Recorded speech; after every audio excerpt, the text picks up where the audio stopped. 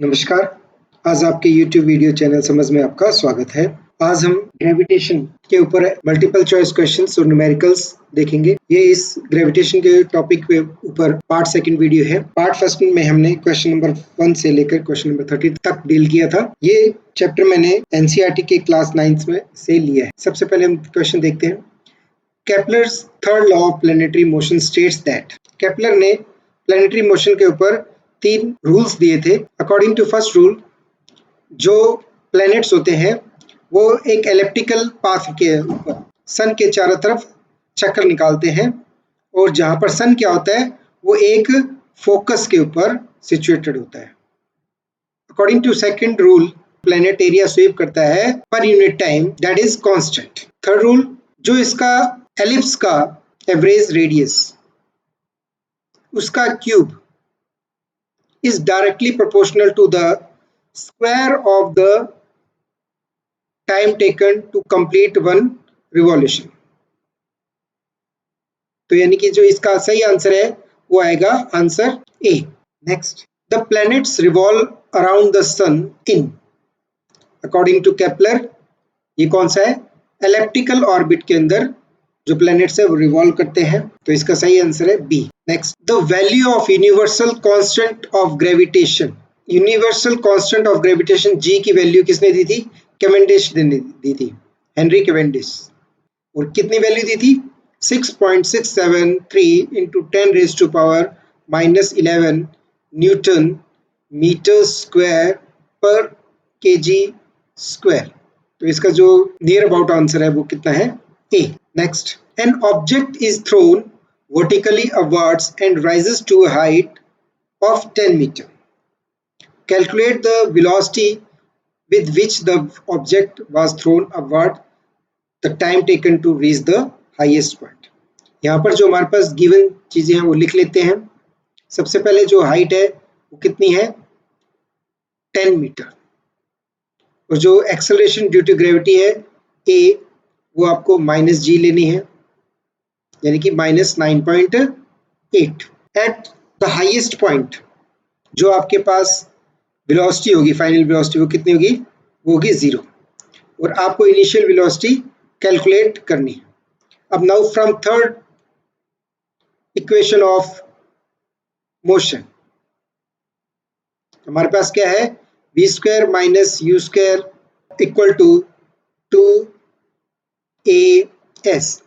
यदि आप इसमें वैल्यू रखेंगे तो आपके पास u की जो वैल्यू आएगी वो कितनी आएगी? 2gh²। आप इसमें वैल्यूज रख दीजिए, 2 इंटू 9.8 इंटू 10। इसको आप सॉल्व करिए, आपके पास आंसर आएगा 14 मीटर पर सेकेंड। नेक्स्ट है time taken to reach the highest point. अब आपके पास from first equation of motion जो आपके पास ये वैल्यूज रखेंगे तो आप पाएंगे कि जो टाइम है वो किससे दिया जा रहा है? u/g। u की वैल्यू अभी हमने ढूंढी है 14 और g की कितनी है? 9.8। आप इसको सॉल्व करिए और आपके पास आंसर आएगा 1.43 सेकेंड। तो जो इसका सही आंसर है A. Next, if the weight of an object on earth is 980 Newton, then the mass of the same object on moon will be। सबसे पहले यहाँ पर हम मास निकाल लेते हैं। तो वेट कितना है? 980 है। फार्मूला क्या है? mg। तो इसमें आप वैल्यू पुटअप करिए, मास 9.8। जब आप इसको सॉल्व करेंगे तो आप पाएंगे 980/9.8 और मास आपके पास आ जाएगा 100 kg। अब हम जानते हैं कि mass is a constant quantity और ये कभी वेरी नहीं करती, तो मून के ऊपर भी मास कितना रहेगा? 100 kg। तो सही आंसर है B. Next, if the mass of an object on earth is 60 kg, then the weight of the same object on moon will be. तो हमारे पास जो अर्थ के ऊपर है वो मास कितना दिया है? That is 60 kg। और हम अर्थ के ऊपर वेट निकाल लेते हैं, उस ऑब्जेक्ट का कितना होगा? That is mg। आप इसमें वैल्यू रखिए 60 इंटू 9.8। अब मून पर जो वेट होगा वो कितना होगा, जो वेट अर्थ के ऊपर है उसका 1/6 होता है, तो इसको डिवाइड बाय 6 कर दीजिए, तो आपके पास कुछ इस तरह से आ जाएगा, 6 से कैंसिल आउट हो जाएगा 10, और आपके पास आंसर आएगा 98 न्यूटन। तो इसका सही आंसर है A. Next, if the mass of an object is 10 kg then its weight on earth will be. अगर किसी का मास 10 kg है तो वेट कितना होगा, आप फार्मूला रख लीजिए, mg w equal to mg और 10 इंटू 9.8 दैट इज 98। तो इसका जो सही आंसर है सी, 98 Newton. Next, an object weighs 10 Newton when measured on the surface of earth. What would be its weight when measured on the surface of the moon? तो हम जानते हैं कि जो मून के ऊपर है जो वेट होगा वो अर्थ के ऊपर वेट का कितना हो जाएगा, 1/6। तो आप इसको डिवाइड कर लीजिए वेट को, तो 10 डिवाइडेड बाई 6, तो आपके पास आंसर आएगा 1.67 न्यूटन। तो इसका जो सही आंसर है वो है B. Next, why camel run in a desert easily. Camel आसानी से डेजर्ट में क्यों रन कर लेता है? देखिए, जो कैमल के फुट कैसे होते हैं, पैडेड होते हैं, और उसका जो एरिया होता है वो हमारे फुट के एरिया से काफ़ी ज़्यादा होता है। Now from formula of pressure, pressure is given by the force upon area.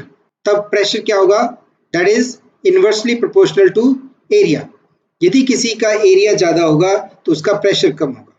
तो इस वजह से क्या होता है, जो कैमल है उसका फीट का एरिया ज़्यादा होता है, तो जब सैंड के ऊपर प्रेशर कम लगता है, जिसके कारण जो सैंड है वो धंसती नहीं है और कैमल आसानी से उस पर रन कर लेता है। और जबकि हम अगर उस पर रन करेंगे तो हमारे पैर जमीन में धंस जाएंगे। तो इसको देखिए, because the feet of camels are broad so that they don't sink in sand. तो इसका सही आंसर है सी।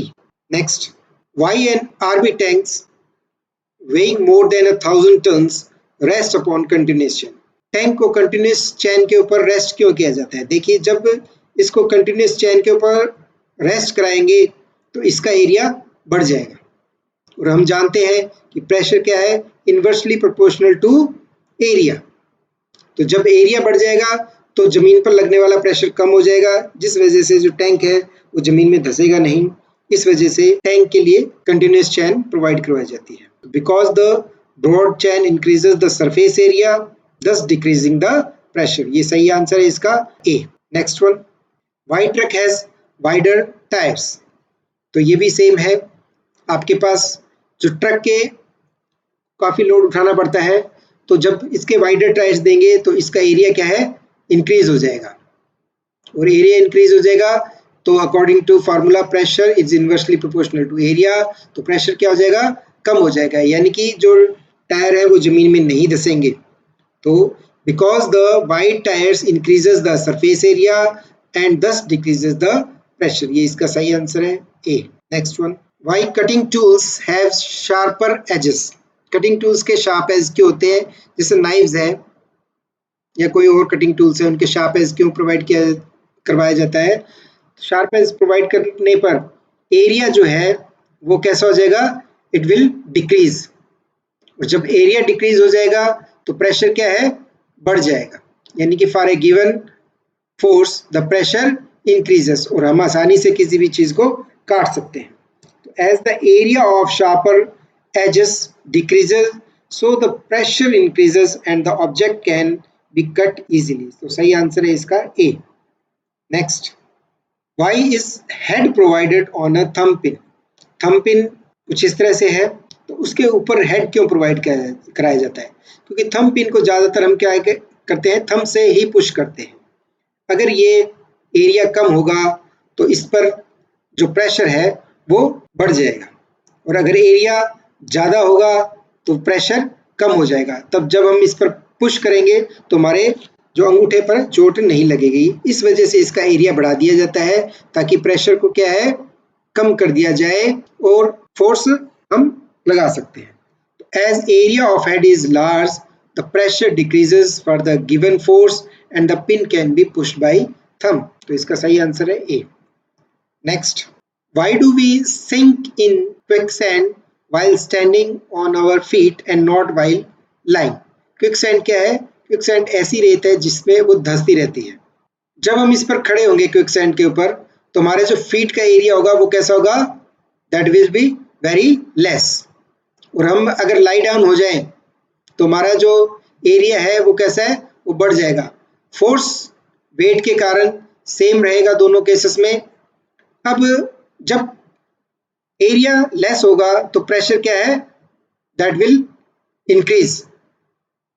तो इस वजह से क्या है कि हम धंस जाएंगे. तो while standing for a small area of feet the pressure is large so we sink in sand. इसका सही answer A. Next, a block of wood is kept on a tabletop. The mass of wooden block is 5 kg and its dimension are 40 cm into 20 cm into 10 cm. तो आपके पास एक wooden block है कुछ इस तरह से. अब जो इसकी डायमेंशन है वो कैसी है? 40 सेंटीमीटर, 20 सेंटीमीटर एंड 10 सेंटीमीटर. तो find the pressure exerted by the wooden block on the table top with its sides of dimension 20 cm into 10 cm and 40 cm into 20 cm. तो इसमें दो पार्ट्स है. सबसे पहले हम एरिया कैलकुलेट कर लेते हैं जो नीचे जो टेबल के ऊपर लग रहा है. तो सबसे पहले एरिया है 20 into 10 that is 200 centimetre square. इसको आप मीटर स्क्वायर में कन्वर्ट कर लीजिए तो आपके पास आंसर आएगा 0.02 मीटर स्क्वायर. अब जो इसका मास है वुडन ब्लॉक का वो कितना है? m equal to 5 kg. इससे हम वेट कैलकुलेट करते हैं W इक्वल टू mg. तो वेट आ जाएगा आपके पास 5 into 9.8. फर्स्ट केस में जो प्रेशर का फार्मूला है वो आपके पास है फोर्स अपॉन एरिया. जो फोर्स है वो कितनी है? mg के बराबर है 5 into 9.8 अपॉन 0.02. अब जब आप इसको सॉल्व करेंगे तो आपके पास इंटू 100 2 से कैंसिल आउट होगा 4.9.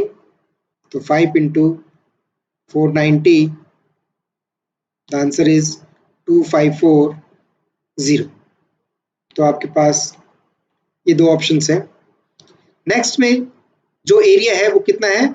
40 into 20 सेंटीमीटर साइड से जब इसको टेबल के ऊपर रखा जाता है तो इसके जो कैलकुलेशन करने पर जो एरिया आएगा that will be 0.08 metre square.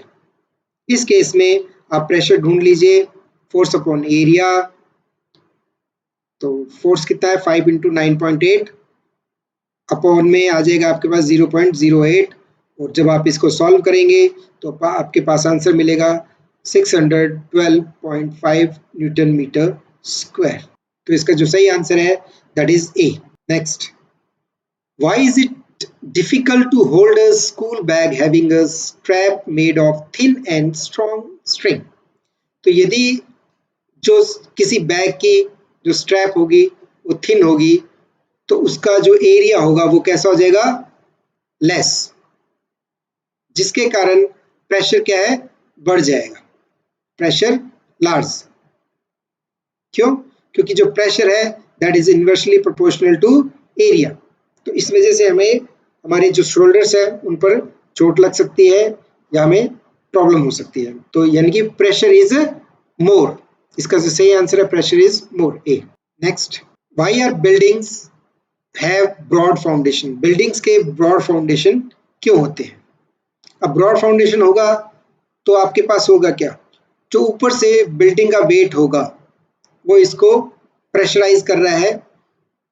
अब प्रेशर क्या है? That is inversely proportional to area. यदि एरिया लार्ज होगा तो प्रेशर लगने वाला जो होगा वो कैसा लगेगा? लेस लगेगा. तो इसका ऑप्शंस क्या है? Purpose to withstand the weight of the building by increasing the area pressure is decrease. तो ये इसका बी सही ऑप्शन है. तो इसका आंसर है B. Next one, on what principle a ship works so it does not sink in water. हमने Archimedes principle में देखा था, शिप के द्वारा जो वाटर डिस्प्लेस है वो उसके वेट के बराबर है, जिस कारण शिप पानी में तैर सकता है। तो इसका जो सही आंसर आएगा वो आएगा B, ship works on the principle of Archimedes principle. Bernoulli की थ्योरम पर एरोप्लेन बेस्ड होते हैं।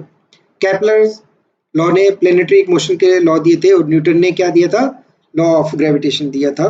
Next one, if N object is fully immersed in liquid and then it is further pushed downwards, then the buoyant forces increase as it goes deeper, decrease as it goes deeper, no change in buoyant force, depend upon the density of liquid. तो जब किसी object को fully immerse जो पानी में है या liquid में है उसको फर्दर पुश किया जाता है तो उसका buoyant फोर्स कैसा होगा।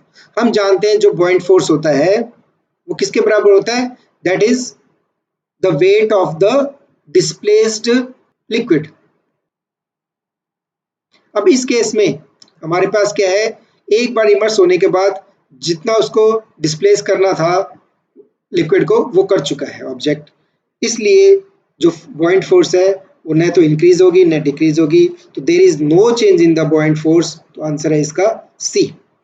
Next, you have a bag of cotton and an iron bar, each indicating a mass of 100 kg when measured on a weighing machine. In reality, one is heavier than other. Can you say which one is heavier and why? आपके पास cotton bag कुछ इस तरह से होगा और जो iron bar है वो कुछ इस तरह से होगी आपके पास।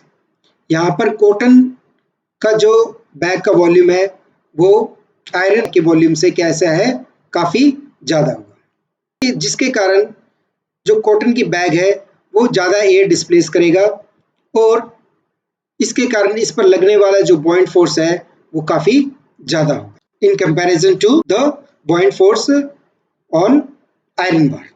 Now the weight as given by the weighing machine will be given by W equal to true weight minus buoyant force.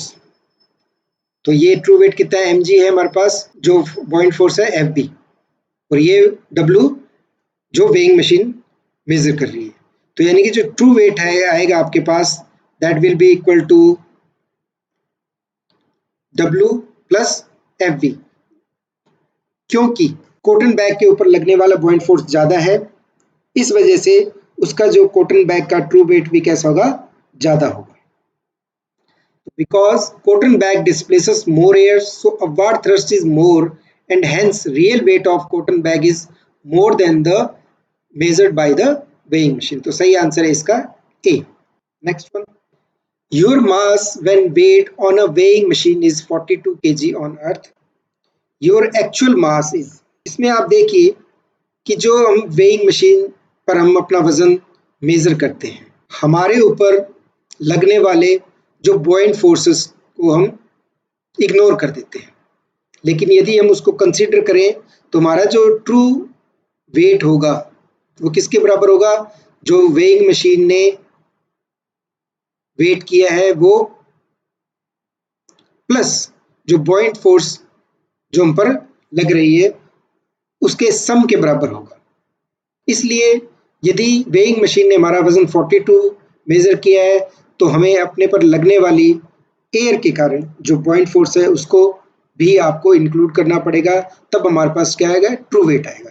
तो इस केस में हमारा जो एक्चुअल मास होगा वो कैसा होगा, more than 42 kg। Next, the universal law of gravitation is given by, the universal law of gravitation Newton ने दिया था, और कितना था, F is equal to G product of the masses of the two bodies and square of distance between their center. तो इसका जो सही आंसर है वह है A.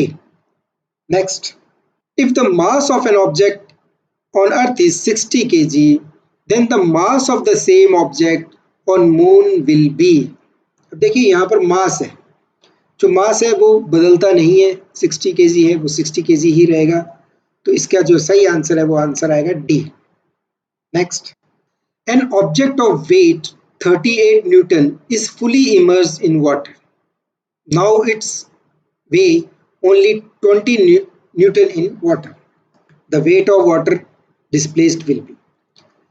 जब किसी ऑब्जेक्ट को वाटर या किसी लिक्विड में इमर्स किया जाता है तो एक बॉयंट फोर्स लगती है जो अपवर्ड की तरफ होती है। और ये कितनी बॉयंट फोर्स लगी है? आर्किमिडीज ने कहा था कि the buoyant force is equal to the weight of the liquid displaced. तो इस हमारे केस में जब उस ऑब्जेक्ट का जो एटमॉस्फेयर में या बाहर वजन कितना है 38 न्यूटन है और इमर्स करने के बाद वाटर में उसका वजन कितना रह जाता है 20 न्यूटन रह जाता है। तो इसका मतलब जो बॉयंट फोर्स है वो कितनी लगी आपके पास, दैट इज 38 माइनस 20 यानी कि 18 न्यूटन। और यही किसके बराबर होगा, that is equal to the weight of liquid displaced. तो इसका सही आंसर है C. Next, an object is put in two different liquids having different densities d1 and d2 respectively. The objects float with 1 by 9 and 2 by 13 parts of its volume outside the surface of liquid. The density of liquid will be।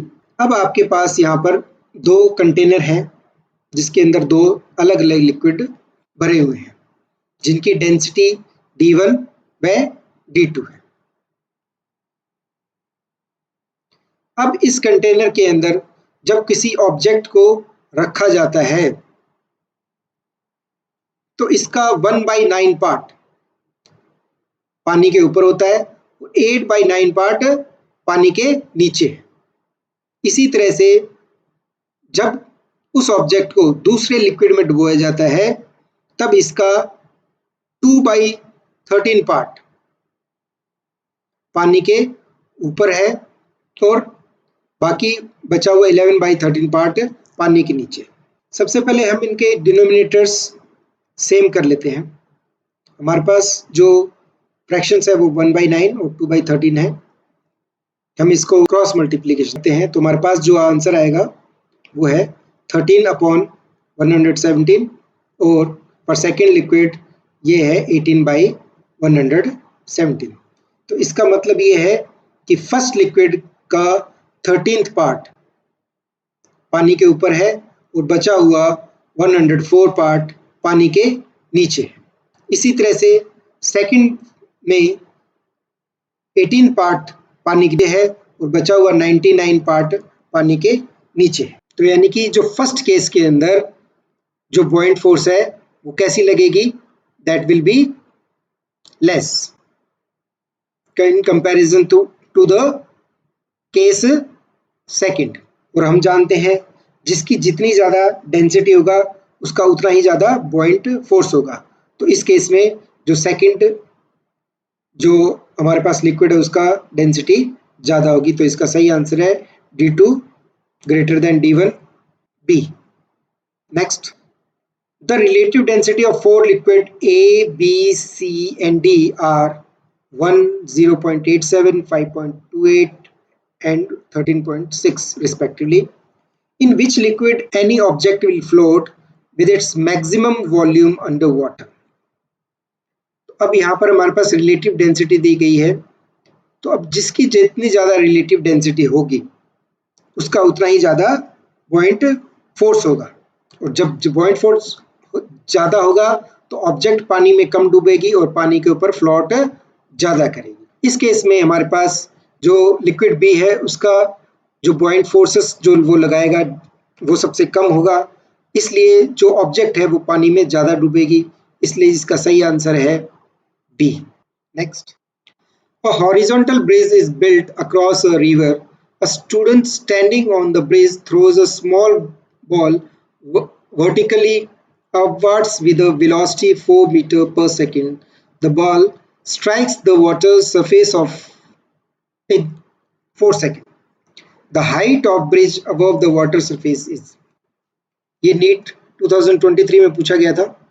According to this question आपके पास एक horizontal bridge है जो नीचे river से h height के ऊपर है। अब एक स्टूडेंट इस ब्रिज से अपवर्ड डायरेक्शन में 4 मीटर पर सेकंड की स्पीड से एक बॉल फेंकता है और ये बॉल ऊपर जाके नीचे रिवर में गिरने पर 4 सेकंड टाइम लेती है। हमें यहाँ पर the height of the bridge calculate करनी है। In this case we are throwing the ball upward, तो आपके पास जो वेलोसिटी है वो कितनी है, 4 मीटर पर सेकेंड। टाइम कितना है आपके पास, 4 सेकेंड है।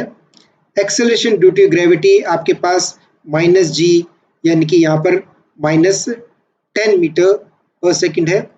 और जो आपके पास डिस्टेंस है जो बॉडी ट्रेवल कर रही है, that is given by -h। यहाँ पर माइनस क्यों लिया है हमने, माइनस इस वजह से लिया है क्योंकि ये बॉल के जो डायरेक्शन है जिस पर फेंकी थी उसके अपोजिट डायरेक्शन में हमें मेजर कर रहे हैं। तो अब हमारे पास सेकंड इक्वेशन ऑफ मोशन से क्या फार्मूला है, S equal to ut plus half AT²। इसमें हम वैल्यू पुटअप कर देते हैं, -h u4 into t4 plus half, acceleration कितना है -10, और आपके पास टाइम कितना है 4²। इसको आप सॉल्व करिए, 16 माइनस हाफ इंटू 10 इंटू 16, ये कैंसिल आउट हो जाएगा, 8 आपको मिलेगा। 16 माइनस 80 आपके पास आएगा -64, ये -h है, माइनस से माइनस कैंसिल हो जाएगा, तो h आपके पास आएगा 64। तो इसका जो सही आंसर है वह है आंसर डी। धन्यवाद। अगर ये आपको वीडियो अच्छा लगा हो तो लाइक एंड शेयर जरूर करें और साथ में सब्सक्राइब का बटन दबाना ना भूलें। नेक्स्ट टॉपिक में हम वर्क एनर्जी और पावर के बारे में देखेंगे। धन्यवाद।